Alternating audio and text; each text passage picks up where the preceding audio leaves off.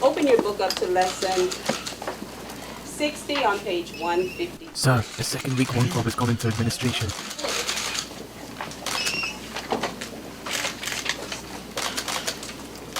Christmas 1872 would see a gift given to the small town of Dumbarton, as Dumbarton Football Club would be formed, one of the earliest in the country and in the history of the sport. The club would prove to be one of the early powerhouses with top flight titles and Scottish Cup wins, along with being one of the first clubs to turn professional. These last few years, however, have not been up to the same standards of nearly 130 years ago, with Dumbarton bouncing around the lower tiers, but this season has seen administration, a police investigation, relegation, liquidation but still keeping everything. Evidently this means one thing. I make a video valiantly attempting to describe what is going on. And that's exactly what I'll try and do as I take a deep dive into what is happening at Dumbarton. As mentioned, Dumbarton were founded in December 1872 and were one of the earliest association football clubs to be formed in Scotland, with the only current clubs older than them being Queen's Park, Kilmarnock, Stranraer and Rangers, although with Kilmarnock they were formed as a rugby club and their first game of football was played in 1873. Dumbarton would of course be involved in the first ever Scottish Cup tournament in the 1873-74 season, with their first game being against local rivals Renton, which would see a 0-0 draw at Renton before losing 1-0 at home. 1879 would see the club first play at Boghead Park, and this season would see the Suns beat Vale Leven 4-3, Helensburgh 7-0, Renton 5-0, Clyde 11-0, Kilbirnie 6-2 and Hibs 6-2, all at home as they reached the Cup semi-final where they would be defeated 1-0 by Queen's Park, away from home. The following season would see the club go one step further and reach their first ever Scottish Cup final where they would once again be defeated by Queen's Park. The next season they would once again face Queen's Park in the final but would draw 2-2 and the following replay would see a 4-1 defeat. You can't keep getting away with it! You can't keep getting away with it! He won't. Their third cup final in a row, however, would finally see success, as after beating Queen's Park in the fourth round, Dumbarton would face local rivals Vale Leven in the final, with a 2-1 win in the replay coming after a 2-0 draw. They wouldn't reach another cup final until 1887, where they would be defeated by Hibs 2-1, and then again in 1891, losing to Hearts. 1890-91, however, would see success elsewhere, as it was the very first Scottish League season. If you have watched my video covering this season, which was 18 months ago, so fair play if you have, you'll know what happened. But if not, Dumbarton would finish top of the league ahead of Rangers on goal difference and goals scored. However, neither methods were used to decide the title. The Scottish Football League decided to have a playoff between the two clubs to decide a champion, but because it's Scottish football, the game ended as a 2-2 draw and it was decided the two clubs would just share the title. Thankfully, the following season proved to be easier to work out, with Dumbarton winning the league by 2 points over Celtic. 1897 would see Dumbarton reach another cup final, losing 5-1 to Rangers in what would be their last cup final and an end to their golden era. 1897 was also the year Dumbarton finished bottom of Division 2, having been relegated from Division 1 the year before, and with this, Dumbarton resigned from the Football League. The club would continue playing until the 1900-01 season, where, after being knocked out by Hibs in the first round of the Scottish Cup, they would cease playing football. 1905 would see Dumbarton return, but there is still some debate over whether or not this is still the same club. At the time, it was initially claimed that this was a brand new club, but the SFA insisted that this was a continuation of the pre-1901 club, meaning Dumbarton are still the same club. I'm sure nothing like this will come up later. 1905 would see the club enter the Scottish Combination League, a division made up of non-league teams and Football League reserved sides, a bit like the Lowland League then. Their first season in this division would see them win the league, and in the following year, they'd return to the Football League, once again playing in Division 2. The 20th century beyond this point for Dumbarton was that of a typical lower league club, staying in the lower divisions, occasionally getting into the top flight, a couple of cup semi-finals, but the 21st century would see a big change for the club. As mentioned, Dumbarton had started playing at Boghead Park in 1879, and by the end of the 20th century, it was falling apart to say the least. For being able to hold 20,000 fans, by 1995 the capacity was down to 5,000, with a recently constructed fence made to stop the toilets being visible to residents, reduced to a single stand after the other stand burned down and the board decided not to replace it. A renovation plan to make Boghead into a 9,000 all-seater stadium never came to fruition, so the club sold the ground with a new ground being built by the Dumbarton Rock, which houses Dumbarton Castle. After a brief stint at Clifton Hill, Dumbarton moved into the Dumbarton Stadium where they remain today. With its location next to the rock and on the banks of both the River Leven and River Clyde, it is often considered to be one of the more picturesque grounds in Scotland, which, whilst correct from the outside or with a drone, it definitely isn't from the inside. During the 2000s, Dumbarton would bounce around between the 3rd and 2nd division, but a playoff win in 2012 would see the club reach the 1st division for the first time since 1996. Despite only being in the stadium for 14 years, the location of the stadium made it desirable for housing, and so in 2014, the club's owners announced plans to build a new 4,000-seater stadium situated to the north of the town, with the current stadium being replaced with 180 houses. Evidently, this didn't happen, but it would foreshadow what was to come. Whilst the 2017-18 season would see a Challenge Cup final, which they would lose to Inverness with the Highlanders scoring a 93rd minute winner, but their semi-final late comeback against the New Saints was undoubtedly the highlight of their season, ignore the quarter-final, there's nothing to see there. The Suns finished 9th, 17 points from safety and going into the relegation playoff. Still, it could be worse. Could have been Brecon, who finished on 4 points.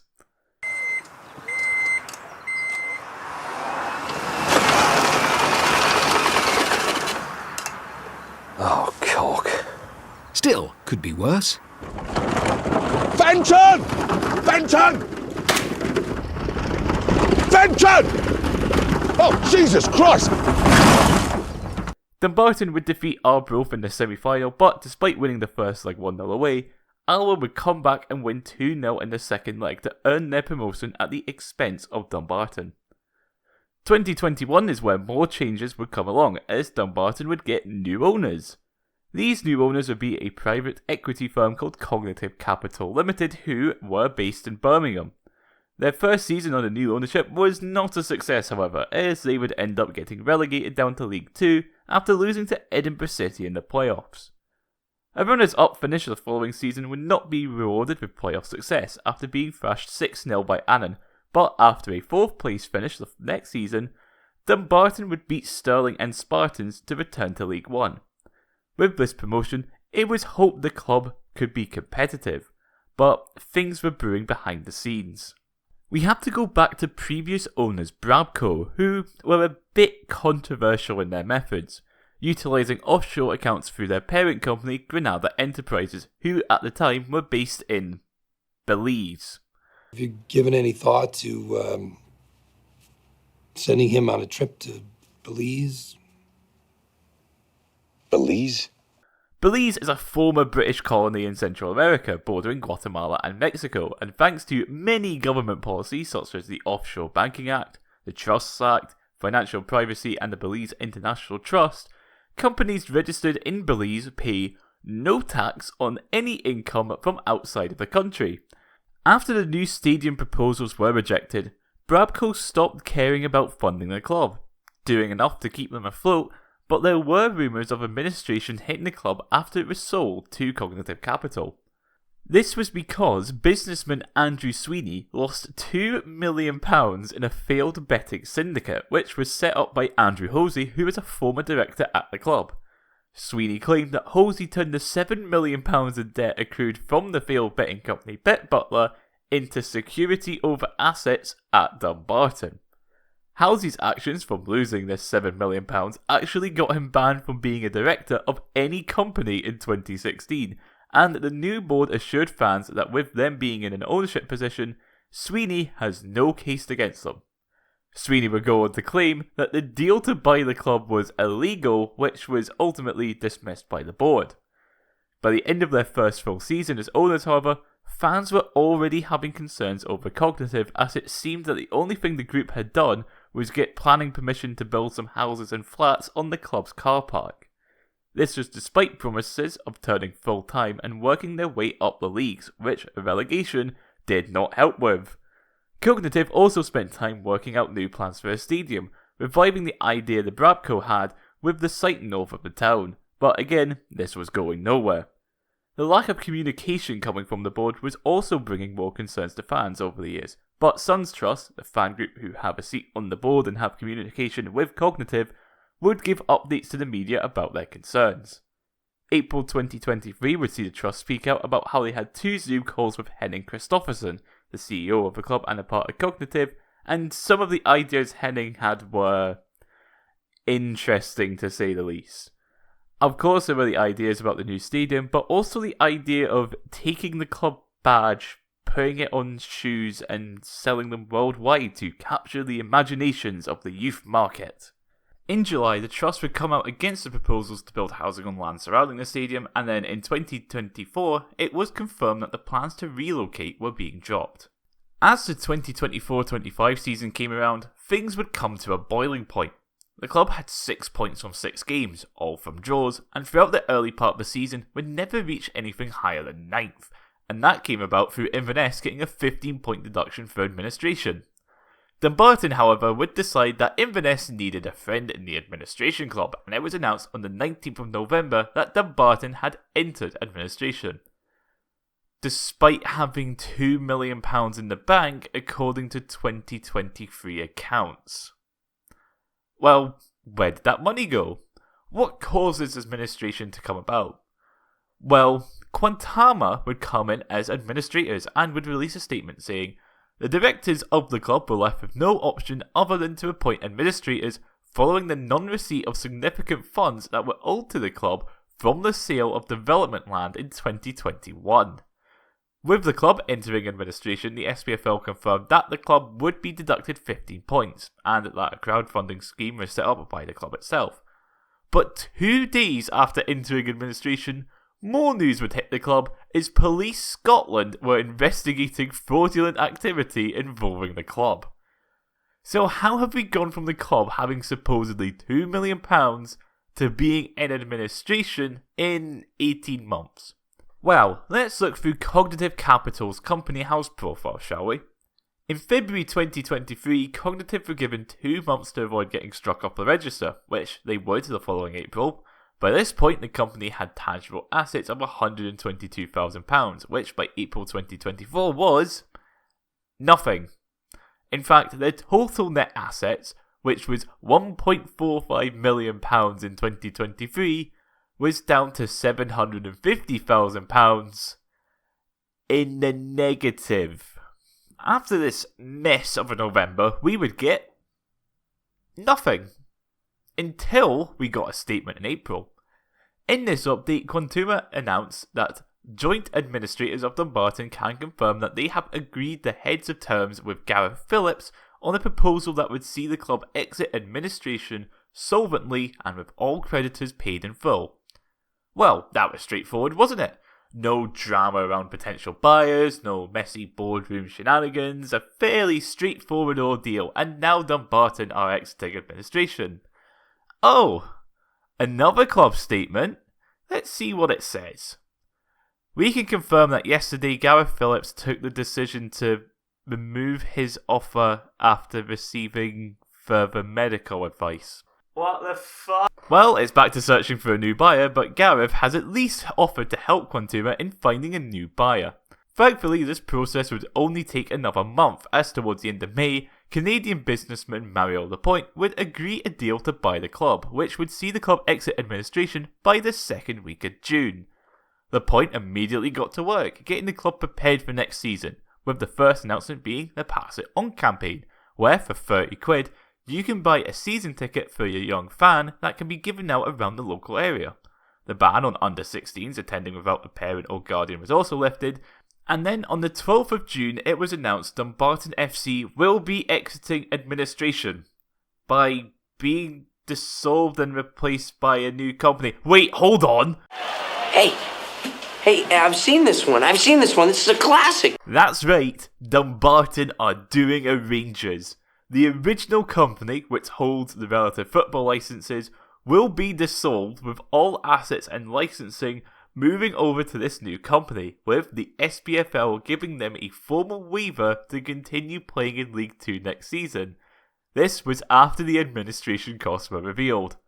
£450,000, and that doesn't count the legal fees owed to advisors. So what does this mean for Dumbarton?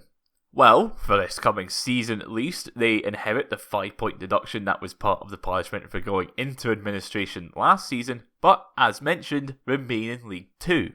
The club in their recent Stirlingshire Cup games had their entire squad listed as trialist, but there may be a decent budget available, seeing as 500 season tickets have been sold already.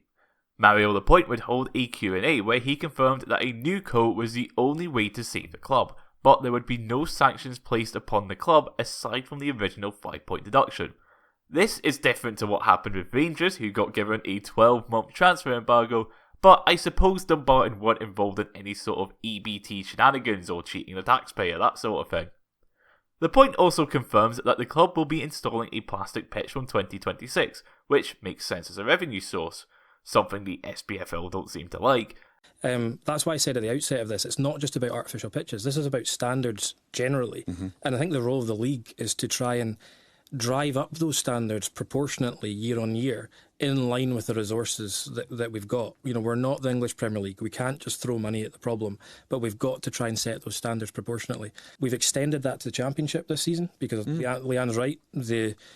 Some of the grass pitches in the Championship were poor last year. Again, those clubs have got less resource than the clubs in the Premiership, but if they've got ambitions to be in the Premiership, they need to cut their cloth, manage their resources appropriately to make sure they're managing their infrastructure. The clubs with artificial pitches in the Premiership before have been able to use those pitches to generate revenue, and they don't need to necessarily invest as much in the ongoing maintenance as clubs with grass pitches. I'm saying necessarily because clearly there are cost implications of maintaining those pitches. And as we have seen in the past, Dumbarton's pitch tends to get waterlogged a fair bit. Lapointe also wants to bring in some Canadian American talent, along with the fact he won't be building housing on any stadium land. So, it looks like Dumbarton finally have an owner who is actually interested in the footballing side of a club rather than trying to get a quick buck by selling land for housing or getting them involved in some sort of fraud scheme. Whilst nothing has come yet of the police investigation, that will probably take a while. Or it gets released a day after I release this video, knowing my luck.